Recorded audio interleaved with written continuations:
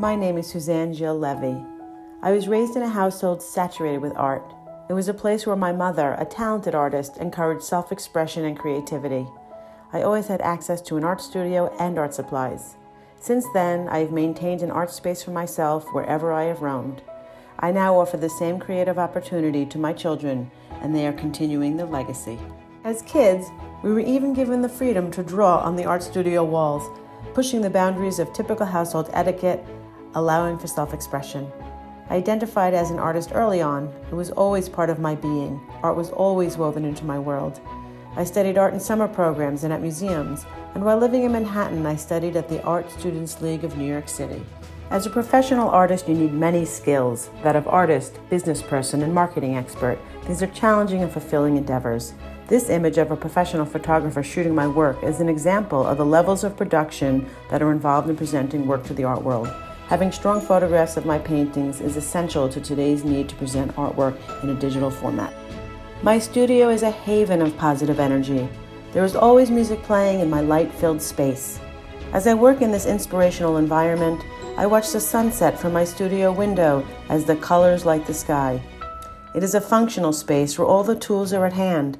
Paint, palette knives, and multiple easels are arranged for optimum creativity and productivity. My paint palette is a large panel of glass where bits of art and collected images peer from beneath.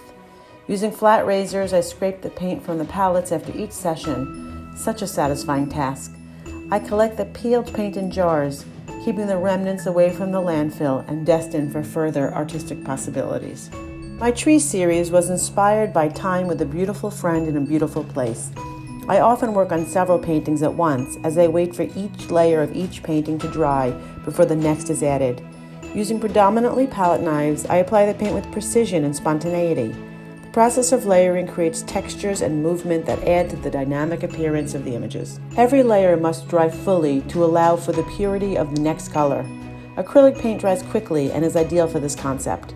As the paint catches on the layers beneath, the result is the creation of surprising elements and textures.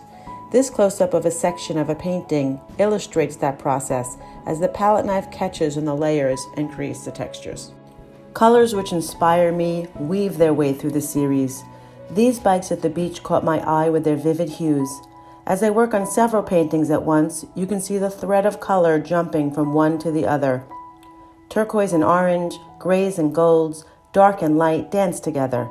It requires patience and planning to create the harmony I seek. Each layer must be completed to my total satisfaction, with the knowledge that the layer will be almost completely covered, allowing for only a mere peek of what is underneath. In this progression of gold sphere on gray, the layering is quite dramatic. The darkest gray is revealed in subtle markings as it is almost entirely concealed. I work with both canvas and clayboard and often in multiple panels. At times, the series involves several clayboards being worked on simultaneously. The clayboard surface is very smooth, making it ideal for my technique. It is cradled in 2-inch deep wood and has a sculptural quality and a modern feel. Working on multiple panels allows for large-scale installations and adds power to the image and presentation. This quadratic is 48 inches high and over 6 feet across. I love how striking it is. These windows together inspire my ideas and mimic my vision. It's also a very cool mural in Brooklyn, New York. I also create large-scale abstracts that emphasize pattern. This painting, Elongation, is precise yet totally free. This series is executed with loose and sweeping movements as I instinctually draw the elongated shapes and small spheres.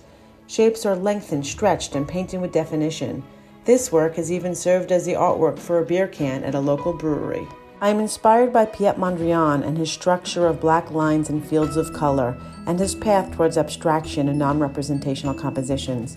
I take a simple composition, make subtle adjustments to the form or color, dismantling the object's appearance and reducing it to its elements of line, color, and shape. Mark Rothko has also been an inspiration in my work.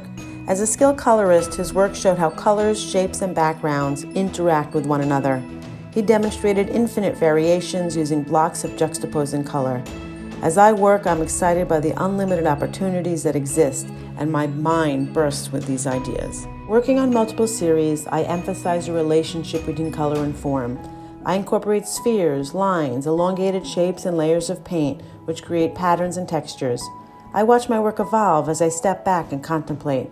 I love the exercise of approaching the work as a problem to solve, finding a place of harmony and balance. At times, the life I lead feels like a dream.